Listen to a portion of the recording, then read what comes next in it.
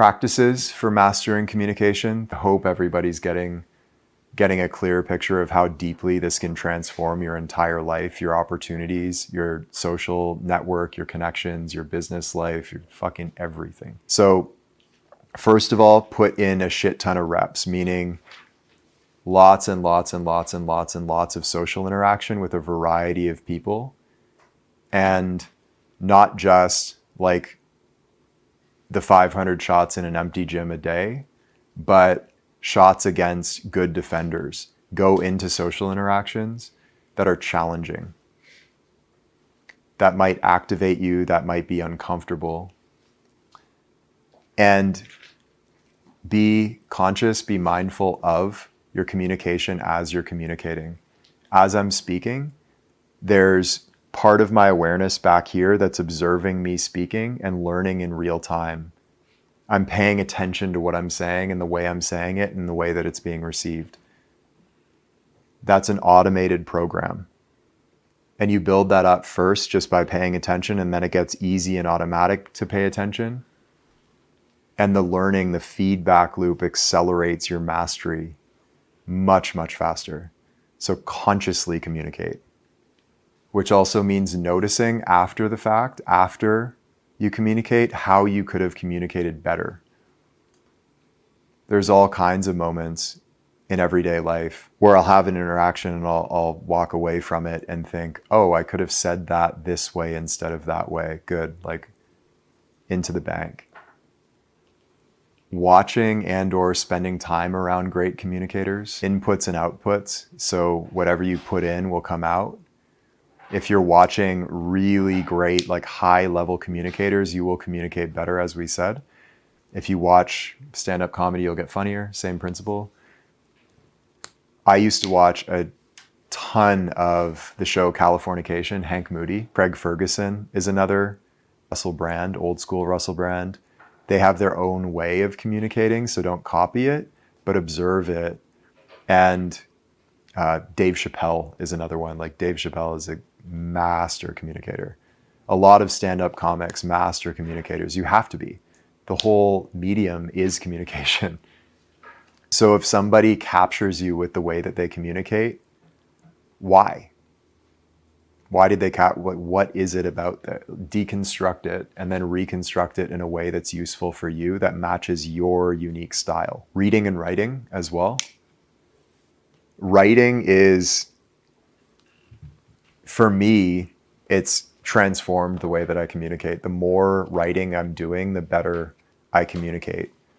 I feel right now like my communication is stronger and smoother and more automatic than it was last year because I spent the whole year writing daily emails. And so if you are doing any writing, that's going to help your communication. If you're not doing any writing, the things we speak about, like written contemplation, find a way to exercise the skill of writing. And reading is the corollary to that.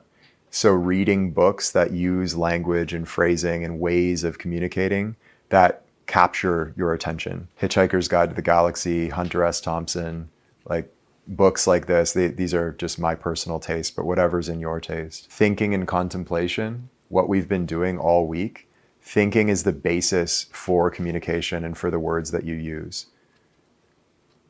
Your thoughts are communication yet to be expressed. So they form the building blocks of the words that you say. The sharper and clearer you think, the sharper and clearer your communication will be. And then finally, all of the healing work that we speak about, emotional processing, resolving blockages, building and fortifying your energy system, Qigong meditation, opening up space inside of yourself. That to me is the master key that unlocks like true self-expression. When there's just less of you that's guarding itself. We all have hidden potentials, parts of us that are locked inside, because we're afraid to show them, afraid to share them because we've been hurt multiple ways, all of us do. And resolving those things gives us access to more of ourselves, bigger personality. So internal freedom equals freedom of self-expression. And finally, huge point, like a punchline to this whole thing, is your communication with yourself.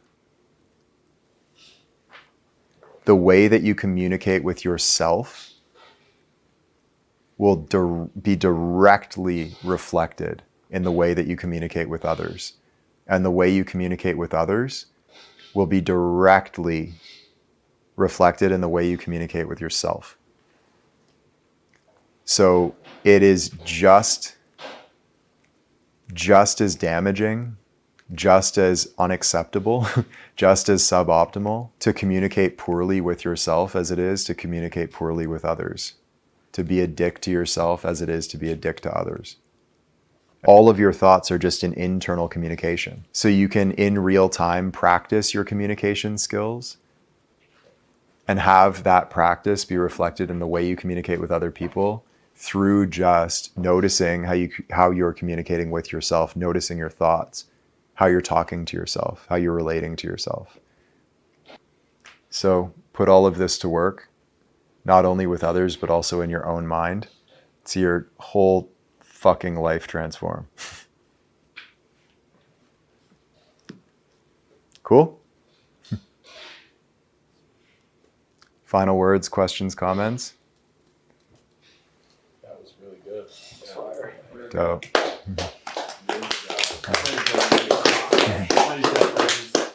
Hey, it's Taylor. I hope you enjoyed today's clip. And if you did, here's where you can go deeper right now. So my favorite part of the work that I do here is a daily email newsletter that I write every morning on the topics of human development and human potential, life strategy, training the mind, productivity and life optimization, and generally speaking, the path to self-mastery. And so if you enjoy these talks, I know you're going to love the newsletter. And if you'd like to check it out, hit the link in the description or head over to taylorallen.me and you can sign up free of charge. I hope we see you there.